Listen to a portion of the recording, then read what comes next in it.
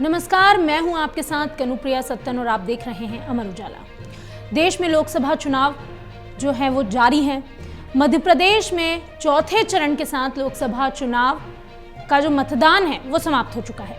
अगर पिछले लोकसभा की बात करें तो प्रदेश की 29 में से 28 सीटों पर कब्जा रखने वाली भारतीय जनता पार्टी इस बार बड़े फेरबदल की संभावनाओं में सिमटी हुई, डरी हुई नजर आ रही है।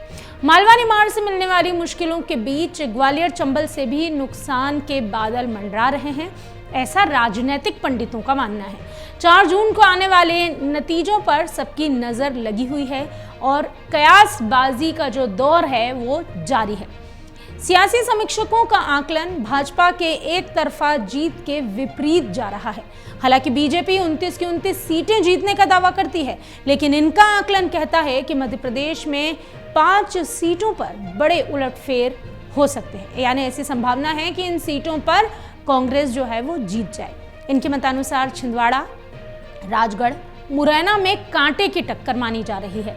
साथ ही रतलाम और मंडला में भी चौंकाने वाले नतीजे सामने आ सकते हैं। कहा तो यह भी जा रहा है कि छिंदवाड़ा में नकुलनाथ और बंटी के बीच कांटे की टक्कर है। यह आकलन कह रहा है कि राजगढ़ सीट पर दिग्गी का जादू चल सकता है। दिग्गी यानी पूर्व सीएम दिग्विजय सिंह जो है वो राजगढ़ सीट से चुनावी मैदान में है। ऐसे में माना जा रहा है कि वो यहां से अपनी जीत दर्ज करा सकते हैं। अगर मुरैना की बात करें तो मुरैना में कांग्रेस और बसपा भाजपा का खेल बिगाड़ सकती है। ये सियासी पंडित कहते हैं कि रतलाम में मोदी फैक्टर से बीजेपी को आस है, लेकिन सतना में त्रिकोणीय मुकाबला खेल बिगाड़ सकता है। इसी तरह मंडला में भारतीय जनता पार्टी के फग्गन सिंह कुलस्ते को बड़ी चुनौती मिल सकती है और ये उनकी चुनावी रैलियों में या उनके प्रचार में भी देखा जा सकता था, क्योंकि वहां पर जो लोग हैं वो फग्गन सिंह कुलस्ते के साथ नजर नहीं आए। हालात यहां भी ठीक नहीं है।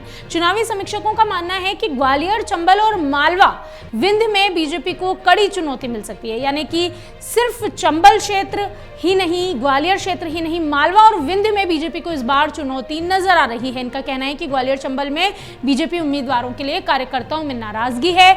वहीं अगर बात करें इंदौर की, तो जिस तरह से वहां पर इस बार टिकट वापसी का जो सीन बना उससे भी जनता नाराज है। हालांकि इस सीट पर कांग्रेस के लिए या किसी और के लिए जीतना नामुमकिन है, नामुमकिन सा माना जा रहा है, लेकिन नोटा यहां पर देखने को मिलेगा।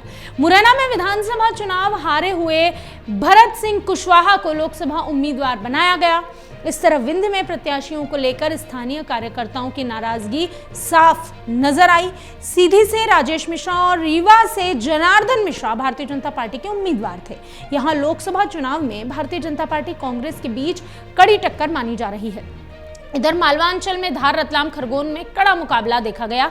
गौरतलब है धार, रतलाम और खरगोन में कांग्रेस की सबसे ज्यादा सीटें हैं, लेकिन फिर भी ऐसा माना जा रहा है कि धार सीट पर भारतीय जनता पार्टी कुछ मुद्दों के साथ अपना कब्जा कर सकती है। मालवा निमाड़ में कुल 66 विधानसभा सीटों में से 47 सीटें कांग्रेस के पास है। चुनाव के बाद इन क्षेत्रों में पार्टी नेताओं के भ्रमण से मिले फीडबैक ने भाजपा की थोड़ी चिंता तो बढ़ाई ही है। बहरहाल नतीजे 4 जून को सामने आएंगे। इसके बाद ही ये साफ होगा कि मध्य प्रदेश में भारतीय जनता पार्टी का दावा 29 की 29 सीटों पर जीतने का सही बैठता है या पलट जाता है। इतना ही नहीं, ये भी पता चलेगा कि जिन सीटों पर कांग्रेस की बढ़त नजर आ रही है, क्या कांग्रेस इन पर जीत दर्ज करा पाती है। एग्जिट पोल 2024 1 जून शाम 6 बजे से, लोकसभा चुनाव के नतीजे 4 जून सुबह 7 बजे से। देखिए चुनाव नतीजों से जुड़ी हर खबर सबसे पहले, सबसे सटीक, केवल अमर उजाला पर, amarujala.com।